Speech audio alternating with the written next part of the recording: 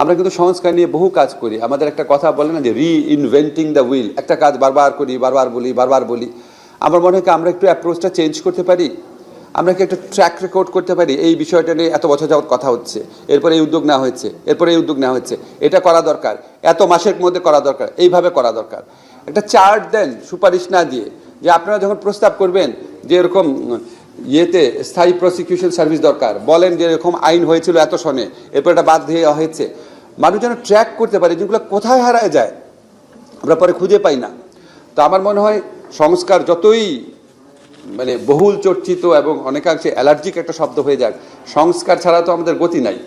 ঠিক আছে, সংস্কার নিয়ে জিল্লু যেটা বলেছে, বহু কাজ হয়েছে, একমাত্র জাতীয় সংস্কার পার্টি গঠন ছাড়া বাকি সংস্কার ক্ষেত্রে সমস্ত কাজই হয়ে গেছে।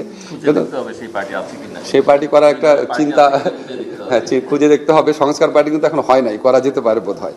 যাই হোক, আমার মনে হয় সংস্কার ছাড়া তো আমাদের গতি নাই। রিকনস্ট্রাকশন বলি, তারপর রিফর্ম বলি, যেটাই বলি না কেন, এই সিস্টেমটা ভাঙতে হবে, এই সিস্টেমটা ভাঙতে হবে। আমি আপনাদের একটা কথা বলে শুধু শেষ করি। বাংলাদেশে 1972 সনে একটা রক্ষা কবচ রাখা হয়েছিল উচ্চ আদালতের স্বাধীনতার জন্য। বলা হয়েছিল প্রধান বিচারপতিকে রাষ্ট্রপতি নিজে নিয়োগ করবেন, নিজে স্বাধীনভাবে, কারোর সাথে পরামর্শ না করে। কেন করা হয়েছিল? যাতে পলিটিক্যাল ইনফ্লুয়েন্স না থাকে। তো আমি যতবার কনস্টিটিউশনাল ল ক্লাস নিতাম, আমি আমার স্টুডেন্টকে জিজ্ঞেস করতাম, তোমরা কি কেউ বিশ্বাস করো রাষ্ট্রপতি স্বাধীনভাবে প্রধান বিচারপতিকে নিয়োগ দেয় নাকি প্রধানমন্ত্রীর কথা অনুযায়ী দেয়? আজ পর্যন্ত একটা স্টুডেন্টও বলে নাই যে রাষ্ট্রপতি স্বাধীনভাবে দেয়। তারা সবাই, কোথাও লেখা নাই, কিন্তু প্রত্যেকে জানে এটা প্রধানমন্ত্রীর ইচ্ছাই দেয়।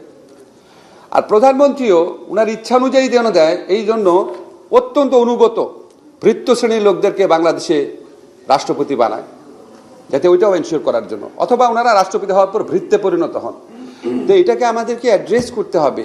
এটা লিগাল লুপহোলসের মাধ্যমে করার, আমরা অনেক ভালো ভালো ল করতে পারি। আমাদের যদি সংস্কার মানসিকতায় যদি পরিবর্তন না আসে, তাহলে এগুলি সাস্টেইন করা কঠিন হয়। এই আলোচনাগুলো সেই মানসিকতা গড়ে তোলার জন্য অনেক বড় ভূমিকা রাখবে।